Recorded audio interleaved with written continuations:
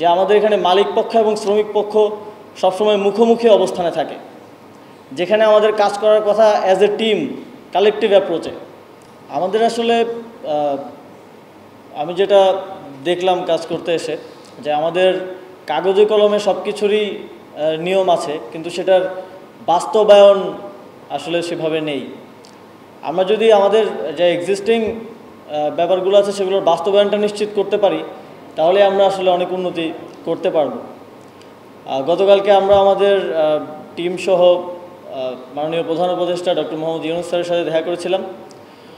তিনি আমাদেরকে স্পষ্টভাবে বলেছেন যে দেয়ার ইজ নো ব্যারিয়ার, আপনারা কাজ করে যান এবং সর্বোচ্চ সহযোগিতাটা তিনি তার জায়গা থেকে করবেন, এবং তার যেই আন্তর্জাতিক সুনাম ও খ্যাতি আছে সেটার সর্বোচ্চ সদ্ব্যবহার যাতে আমরা করতে পারি সে ব্যাপারে তিনি আমাদেরকে নির্দেশনা দিয়েছেন।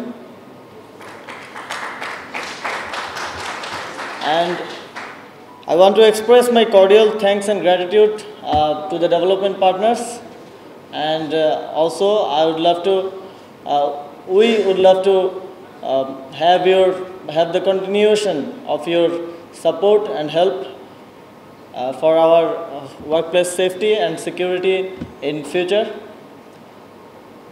আমরা মনে করি যে এই নতুন বাংলাদেশ আমরা বলছি, প্রত্যেকটা সেক্টরে সেই নতুন বাংলাদেশের বাস্তবায়নটাও আমরা করতে পারবো।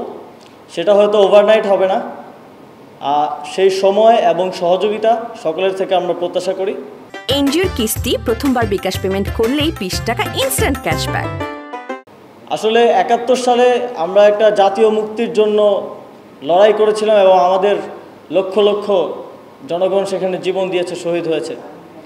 2024 সালেও আমরা একটা জাতীয় মুক্তির জন্য লড়াই করেছি, সেখানে সহস্রাধিক ছাত্র জনতা জীবন দিয়েছে।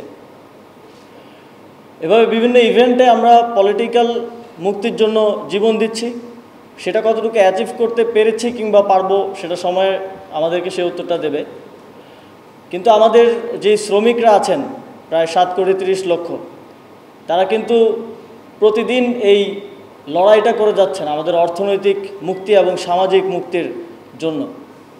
এবং যেই ত্যাগের কথা আমরা বলি এই লড়াই, আমাদের জাতীয় মুক্তির লড়াইয়ে, সেই ত্যাগটা কিন্তু তারা প্রতিদিন করে যাচ্ছেন, কেউ না কেউ নিহত আহত হচ্ছেন। তাদের প্রতি আমি অন্তরের অন্তঃস্থল থেকে শ্রদ্ধা জ্ঞাপন করছি। আগামীর দিনগুলোতে যাতে আমরা একটা কালেকটিভ অ্যাপ্রোচে কাজ করতে পারি সেই প্রত্যাশা এবং প্রচেষ্টা আমাদের পক্ষ থেকে থাকবে। ইতিপূর্বে আমরা দেখেছি এবং এখনও দেখছি যে আমাদের এখানে মালিক পক্ষ এবং শ্রমিক পক্ষ সবসময় মুখোমুখি অবস্থানে থাকে, যেখানে আমাদের কাজ করার কথা অ্যাজ এ টিম, কালেকটিভ অ্যাপ্রোচে।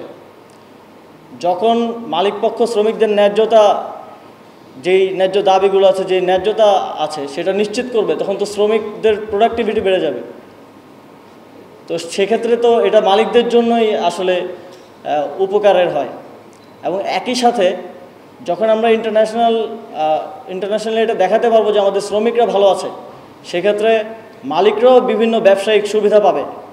তো সেক্ষেত্রে এটা আমাদের জন্য একটা জাতীয় অর্জন হিসেবে আসলে আসবে। তো সেই জায়গা থেকে আমি মনে করি এখন থেকে আমাদের কাজ করার অ্যাপ্রোচটা হতে হবে কালেকটিভ, নট যে আমি আমার দাবি আদায় করে নিয়ে গেলাম আর মালিক বেশি মুনাফা চাইলো, শুধু এই অ্যাপ্রোচে হলে হবে না, আমাদেরকে কালেকটিভলি কাজ করতে হবে। এবং সরকার এক্ষেত্রে সরকারের জায়গা থেকে সর্বোচ্চ সহযোগিতা এবং সর্বোচ্চ প্রচেষ্টাটা রাখবে।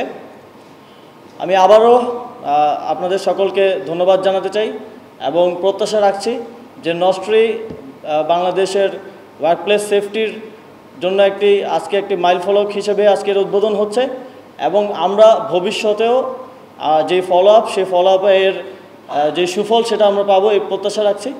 ধন্যবাদ সকলকে।